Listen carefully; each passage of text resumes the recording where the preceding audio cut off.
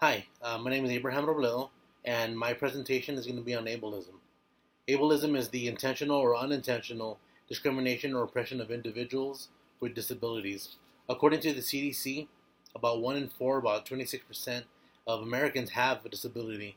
That can be things of mobility, like needing a wheelchair or crutches to get around.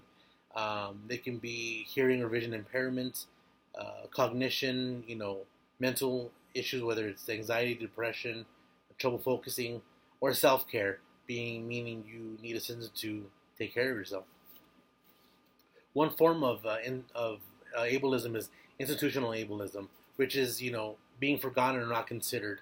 We see a lot of times in the news that cities don't have proper sidewalks, meaning they don't have the ramps for somebody that's in a wheelchair to go up and down sidewalks. I work in education, and I work with special needs children, and I see a lot of intentional and unintentional ableism with my kids. Some intentional ableism that I see is segregation. Teachers wanting maybe with some of my students to they should be in a room with other kids like them and not with the rest of the students. But according to the Individuals with Disability Education Act, these students are awarded the exact same education as everybody else, meaning they should be with able-bodied students.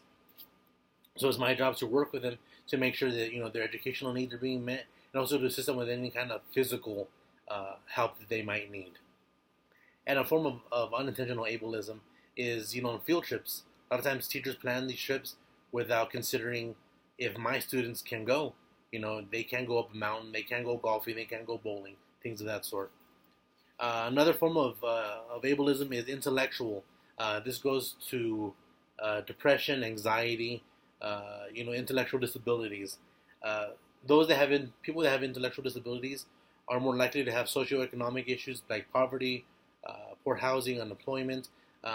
These are people that they struggle to find jobs. If they're dealing with depression, a lot of employers don't feel depression is a mental. They don't feel that it's a disability. But that's where they're wrong. I mean, just because it's not a physical disability, like being in a wheelchair or walking with a limp or something like that, doesn't mean that they aren't struggling internally and they struggle to make choices or to focus. Another form of ableism is discrimination. Uh, Employers usually discriminate against those who are disabled. I was reading by a study from the U.S. Census Bureau that those they have a disability, they earn about $1,000 less a month than those who are able-bodied, and about 13.3 million people struggle to find employment due to their disability. And lastly, there's the able-bodied taking advantage of their privilege. Uh, this form of ableism is probably the most grotesque. This is when an individual will take advantage of the rights given to those with disabilities. This could be from using a handicapped bathroom to taking a handicapped parking spot. When we go to the mall, we see a lot of times somebody will park in a spot with no placard, no license plate. They're walking, and then you see, the person with disabled plates just park there waiting. This is a form of ableism that people with disabilities face all the time. Another form of ableism they face is people trying to do a little bit too much, trying to help too much, meaning that they feel that people with disabilities have no autonomy. Oh, let me get the door for you, or let me get this for you. A lot of times, they can do it themselves. They don't need to be helped beyond their own capabilities. But I think sometimes that may be a little bit of guilt, trying to be helpful.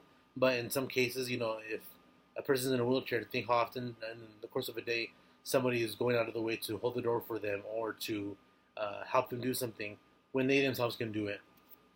I learned a lot in this particular study. I've never heard of the word ableism before I started studying this presentation, but it's interesting to know, at least for me, working with students who do have physical disabilities, emotional issues, or intellectual disabilities. I learned that there's a lot that I can do better with is in relation to language, saying not saying things that might trigger internal issues that, if a student is acting out, I shouldn't say things like, calm down, you're acting crazy, because that just might make things worse. If my student's in the wheelchair, I shouldn't, go around the way of, kneeling down, as if I have to be at their level. I can talk to them normally like I talk to every other normal student. Um, I encourage you to go through some of the articles that we covered over ableism.